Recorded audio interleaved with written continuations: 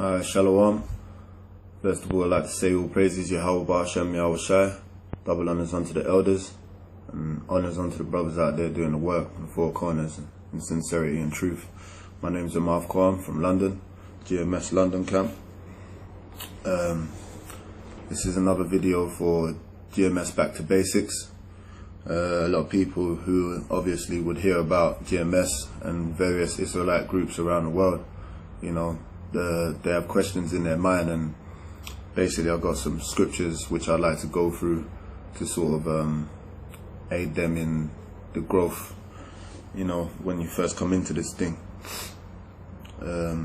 First, what you would need to do is identify yourself and who your enemies are, which I'll probably do another video following up on this. This is Ecclesiastes 12:10. Never trust thine enemy, for like as iron rusteth, so is his wickedness. So you gotta understand that your enemies, who you if you trust them, they're like iron, you know, like when you wipe it for a minute, soon later that gets a bit wet and you see that that shine disappearing and that rust coming through. And that's what the characteristics are of the so-called white man today. Alright?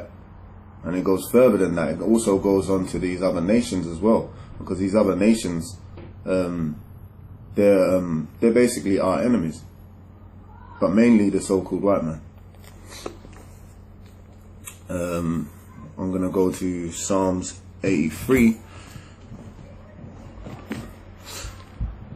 which lists who our enemies are biblically. This is Psalms 83:1. Keep not thou silence, O God, hold not thy peace, and be not still, O God.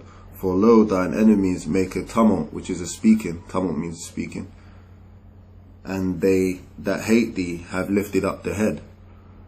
They have taken crafty counsel against thy people, which the Lord's people are the Israelites, and consulted against thy hidden ones. They have said, come and let us cut them off from being a nation. That's why our people don't know who they are today. They're steady calling themselves Hispanics, West Indians, Puerto Ricans.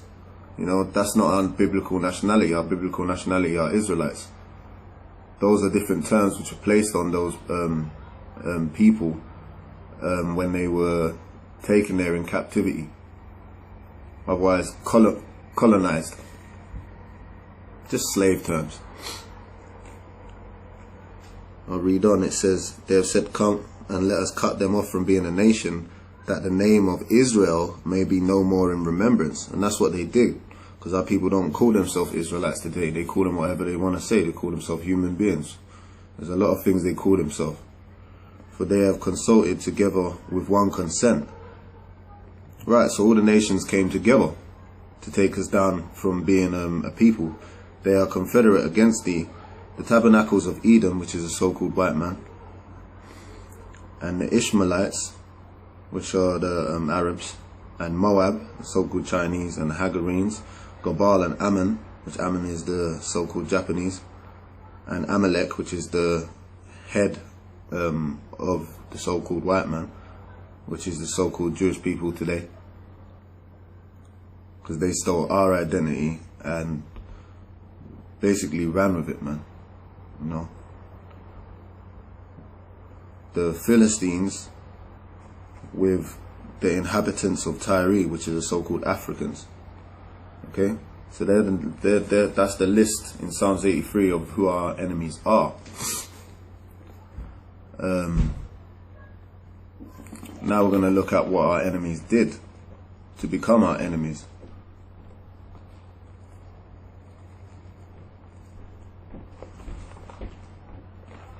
This is Revelations 13:10. He that leadeth into captivity shall go into captivity. He that killeth with the sword must be killed with the sword. Here is the patience and the faith of the saints.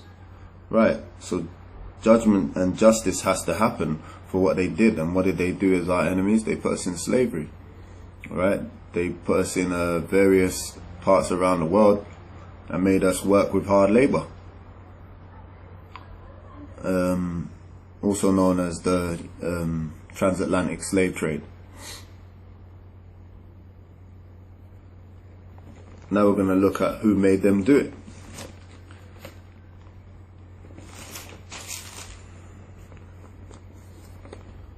This is Psalms 45:7.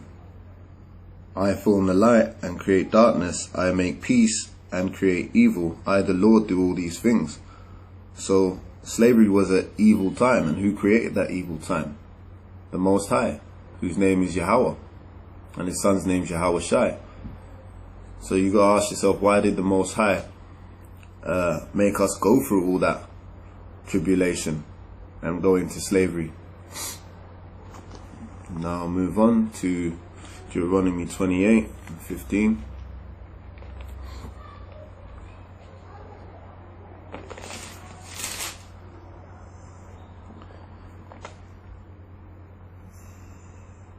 This is Deuteronomy 28:15.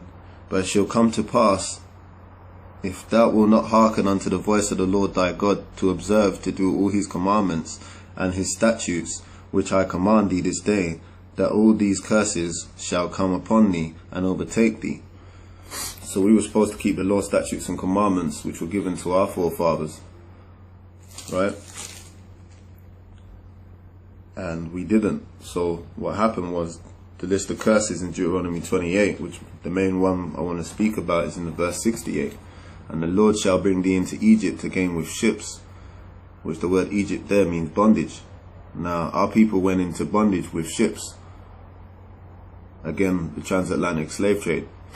By the way whereof I spoke unto thee, thou shalt see it no more again, and there ye shall be sold unto your enemies for bondmen and bondwomen, and no man shall buy you. Buy you being to redeem you, because we was stuck, man. There was nothing we could do about being in slavery and captivity. So some people might have another question come to their mind and say, is it the Most High's fault? Well, I'm going to get that.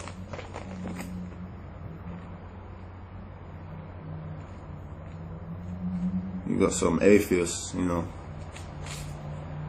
Well, it's God's fault then, you know. Let's see what the Bible says.